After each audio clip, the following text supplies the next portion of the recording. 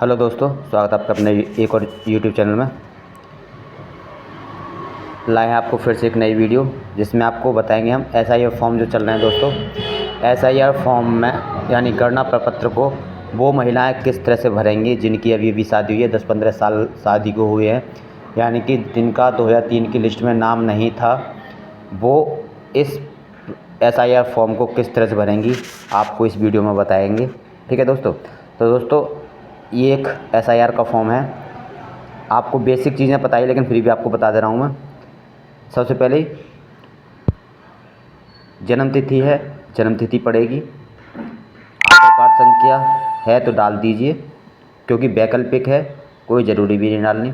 उसके बाद mobile number है, मोबाइल नंबर डाल दीजिए। पिता या अभिभावक का नाम, तो दोस्तों ये महिलाएं और शादीशुदा हैं, फिर भी इनके पिता का नाम ही यहाँ पर डलेगा, क्योंकि पिता का कॉलम मांगा है तो पिता का नाम डालेंगे। उसके बाद पिता की अगर एपिक आईडी है, जो मायके के पिता हैं उनकी एपिक आईडी है तो वो डाल देंगे, पहचान पत्र संख्या। माता का नाम डालेंगे, यानी मम्मी का नाम, महिला की मम्मी का नाम, और मम्मी की पहचान पत्र संख्या है तो वो डाल देंगे दोस्तों। उसके बाद अब चूँकि शादीशुदा है ये, तो इनके पति का नाम यहाँ पर डलेगा, ठीक है, और पति की पहचान पत्र संख्या डलेगी इसमें, ठीक है। उसके बाद दोस्तों आ जाते हैं, दो कॉलम हैं, एक ये कॉलम है और एक ये कॉलम है दोस्तों। तो दोस्तों सबसे पहले इस वाले कॉलम को, जिनका नाम 2003 की लिस्ट में नहीं है वो इस वाले कॉलम को नहीं भरेंगे। सबसे छोटी छोटी बात तो ये है, इस वाले कॉलम को सिर्फ वही लोग भरेंगे जिनका 2003 की लिस्ट में नाम है, और चूंकि 2003 की लिस्ट में नाम नहीं है तो ये वाला कॉलम नहीं भरा जाएगा। अब इस वाले कॉलम में किसकी डिटेल भरी जाएगी? अब चूँकि इनका 2003 की लिस्ट में नाम नहीं है तो इनके मायके के जो भी इनके पिता हैं, माता हैं, दादा हैं, दादी हैं, जिनका भी नाम 2003 की लिस्ट में है, मान लीजिए किसी के पिता का नाम 2003 की लिस्ट में नहीं है, बहुत टाइम पहले ही निकल चुके हैं वो, तो उनकी मम्मी का देखेंगे, मम्मी का नहीं तो दादा का देखेंगे, दादा नहीं दादी का देखेंगे।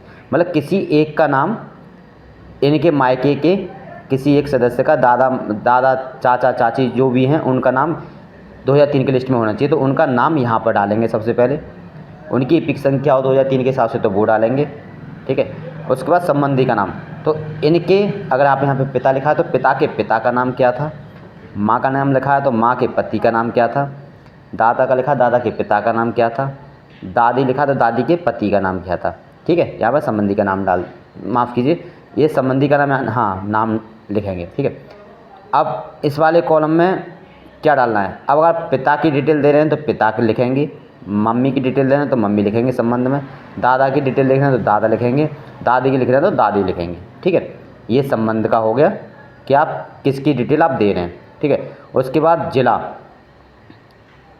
ज़िले का नाम डाल देंगे 2003 के हिसाब से, राज्य का नाम डाल देंगे, और निर्वाचन क्षेत्र का नाम 2003 की लिस्ट के हिसाब से, जो आपको पहले भी मैं वीडियो में बता चुका हूँ, 2003 की लिस्ट के हिसाब से वोटर लिस्ट 2003 की जो वोटर लिस्ट है उसके लेफ़्ट कॉर्नर में आपका क्षेत्र का नाम और क्षेत्र की संख्या मिल जाएगी, और राइट कॉर्नर में आपको भाग संख्या मिल जाएगी, और क्रम संख्या जो होता है, जो जहाँ पे भी वोटर लिस्ट में नाम है, निर्वाचक का इनका नाम है, वही क्रम संख्या होती है, ठीक है।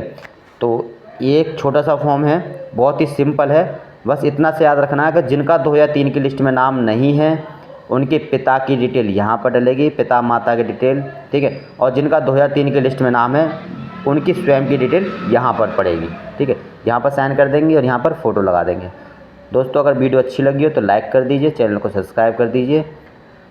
अभी एक और वीडियो आएगी दोस्तों जिसमें आपको सारे डाउट्स, जिसमें क्षेत्र की संख्या, भाग संख्या, क्रम संख्या, ये छोटी छोटी चीज़ें हैं, वो सारे डाउट उस वीडियो में क्लियर होंगे। तो वीडियो को लाइक कर दीजिए, चैनल को सब्सक्राइब कर दीजिए। धन्यवाद।